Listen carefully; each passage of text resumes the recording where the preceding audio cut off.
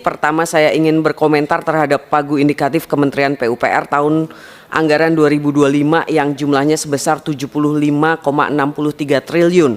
Untuk anggaran tersebut dari semua Ditjen alokasi terbesar pada Ditjen Bina Marga yaitu 32,31 triliun, diikuti Ditjen Sumber Daya Air sebesar 26,53 triliun. Di mana kalau kita lihat ini anggarannya turun dari tahun anggaran 2023 dan 2024. Dan Pak Menteri, ini tentu harapannya kalau tidak bisa mendapatkan yang sesuai diusulkan yaitu 68,47, paling tidak turun dari tahun anggaran 2023 dan 2024 untuk Ditjen Sumber Daya Air. Kenapa? Karena kita baru saja selesai menyelenggarakan event yang saya pikir sangat bergengsi, sangat prestisius, yaitu World Water Forum ke-10, di mana event tersebut tentu bagi banyak masyarakat Indonesia secara khususnya ini ingin mendapatkan dampak yang signifikan. Saya kemarin mengikuti acara tersebut selama 3 hari full, saya mendampingi Ibu Ketua DPR dan saya hanya ingin mengutip pernyataan beliau. Kalau bisa setiap tahun anggaran pertahanan itu naik, kenapa anggaran untuk pengelolaan air itu tidak bisa ikut naik? Karena juga seperti kata Presiden bahwa air adalah kehidupan. Tidak peduli air berarti tidak peduli kehidupan. Sehingga Pak Menteri dan jajaran saya berharap dengan banyaknya prestasi yang juga Bapak torehkan di acara World Water Forum ke-10, di mana telah terjadi pertama kalinya ada keputusan tingkat menteri yaitu yang menyetujui pembangunan 113 proyek air dan sanitasi yang senilai 94 miliar untuk 30 negara, itu bisa betul-betul membawa dampak positif bagi masyarakat Indonesia terkait dengan tata kelola air. Tetapi Pak Menteri, perlu juga menjadi catatan yang saya secara pribadi ingin menggunakan forum ini untuk memberikan beberapa catatan terkait event tersebut, Pak. Karena megahnya event tersebut yang tentunya menghabiskan anggaran yang tidak sedikit, terutama acara yang dihadiri oleh Presiden pasti nggak ada lah yang anggarannya sedikit. Tetapi di saat bersamaan, Pak, pemberitaan media lokal terkait dengan kekeringan atau tidak adanya air untuk masyarakat Nusa Dua karena semuanya fokus untuk melayani para partisipan dari WWF ke-10 ini. Itu tentu menjadi sangat ironis. Di depan mata kita lagi membahas tata kelola air yang baik, no one left behind, tetapi di depan mata kita masyarakat Nusa Dua pada hari pelaksanaan World Water Forum yang ke-10 itu kekeringan. Itu yang pertama. Catatan yang kedua, saya juga mencatat adanya represif dari para aparat. Ini memang bukan ranahnya Pak Menteri, tetapi saya tahu di mana ada perwakilan dari UN bahkan itu terperangkap tidak bisa keluar berhari-hari ketika mau menjadi pembicara untuk People's Water Forum.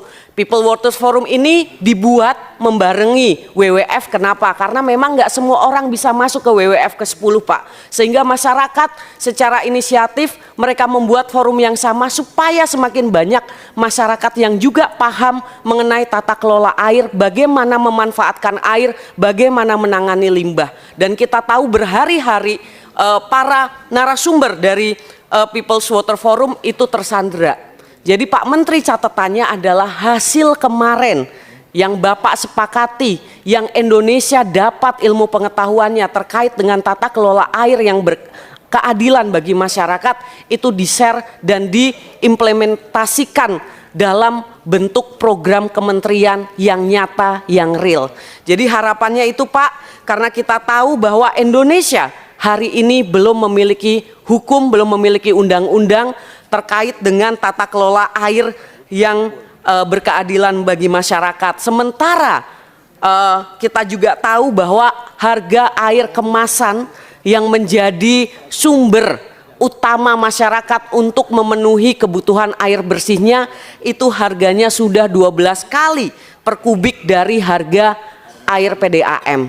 Kenapa orang harus beli kemasan? Kenapa orang harus beli air? Karena pemerintah tidak secara menyeluruh mampu menjawab tantangan sambungan ke rumah tangga. Jadi ini catatan besar, Pak. Jangan cuma megah-megah kita berhasil menyelenggarakan World Water Forum tapi PR-nya tidak dilaksanakan. Dan kita tahu pembagian mengenai reservasi, industri, domestik tentang tata kelola air itu juga masih absen dari program pemerintah gitu. Kita tahu, Pak, ketidakadilan pemanfaatan air ini, masyarakat masih melihat, pemerintah masih melihat bahwa air sebagai sumber daya alam yang tak terbatas itu salah. Air adalah sumber daya yang terbatas sehingga penggunaan dan pengelolaannya harus sangat hati-hati. Bayangkan, Pak, ada data yang mengatakan 100 orang turis itu dalam 55 hari menghabiskan air setara dengan 100 keluarga di desa untuk 3 tahun. Bayangkan 55 hari untuk 55 orang turis itu setara dengan 100 keluarga di desa untuk 3 tahun. Bayangkan, Pak, betapa tidak adilnya pemerintah di dalam mengelola air. Masyarakat kekeringan banyak dan krisis air itu sedang terjadi.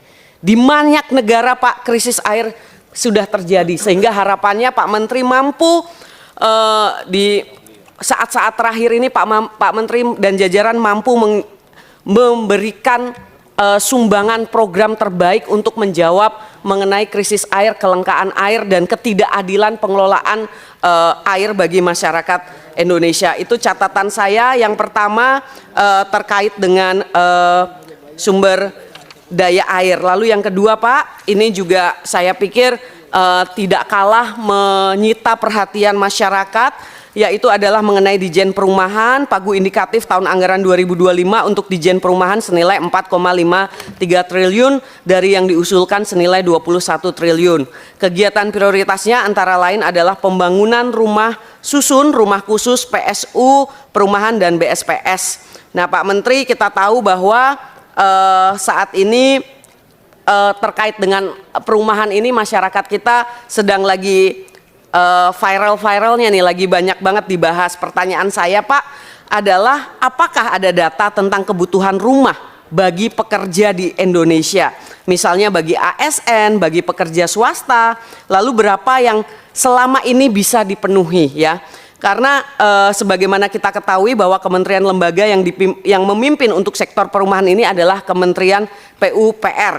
Apalagi Pak Menteri juga merupakan Ketua Komite Tapera, yang ini terkait juga dengan Tapera, yang kami di Komisi 5 ini paling banyak ditanya oleh masyarakat dan wartawan.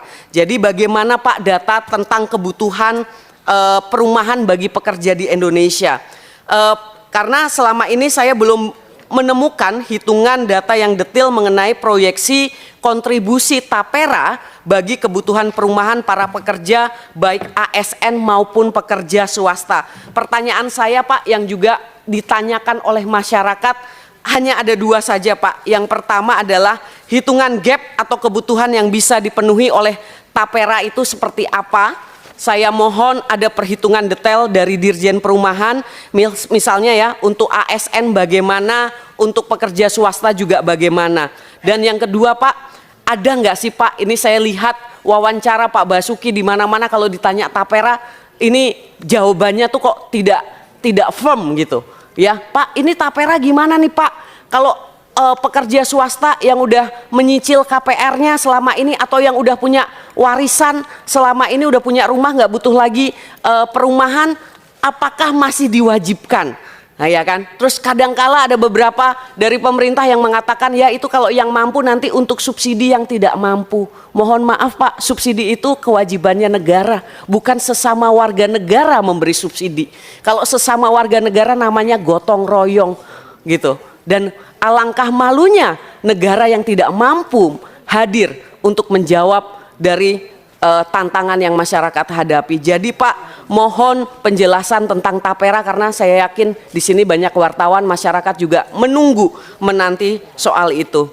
Lalu yang ketiga, Pak Menteri, saya khusus mau bicara tentang dapil saya Maluku Utara. Pertama, saya ingin mengucapkan banyak-banyak terima kasih untuk Pak Menteri dan juga jajaran karena sejak saya ditugaskan oleh partai duduk di Komisi 5, ini secara signifikan pembangunan infrastruktur di Maluku Utara dari SDA, dari perumahan, dari jalan itu ada perubahannya Pak.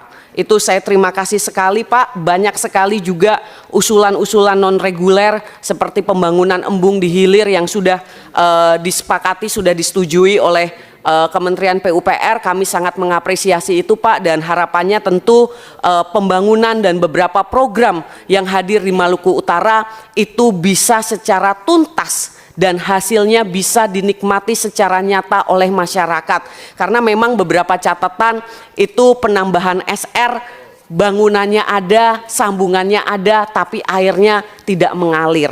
Itu banyak sekali, dan itu juga dibangun banyak sekali Pak, hal-hal yang sudah terbangun tetapi masyarakat belum merasakan dampak maksimalnya. Sehingga harapan saya setiap program dari Kementerian PUPR itu dilihat apakah program itu visible untuk dilakukan secara anggaran, dan kalau iya tolong dipastikan bahwa hasilnya mampu dirasakan oleh masyarakat. Jadi jangan cuman dibangun tetapi masyarakat merasakan kok cuman ada bangunannya tapi manfaatnya, umpamanya aliran airnya itu belum kami rasakan. Nah itu banyak sekali, dan saya yakin itu tidak hanya dihadapi oleh masyarakat Maluku Utara, tetapi teman-teman di sini juga pasti juga merasakan.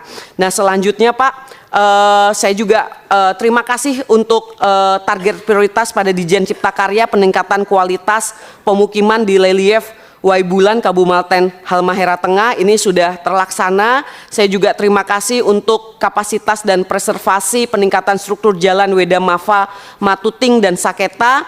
Ini target prioritas 2025 di Dijen Bina Marga. Ini urgent sifatnya karena ruas jalan ini menghubungkan dua kabupaten, yaitu Halmahera Tengah dan Halmahera Selatan. Jadi permohonannya ini bisa dikawal dan direalisasikan segera. Lalu selanjutnya Pak Menteri, untuk usulan program ada satu kebutuhan yang mendesak di Kabupaten Halmahera Barat, yaitu berupa kebutuhan akan jembatan Kalibutu. Jadi Pak, ini jembatan Kalibutu ini, Sungai Kalibutu ini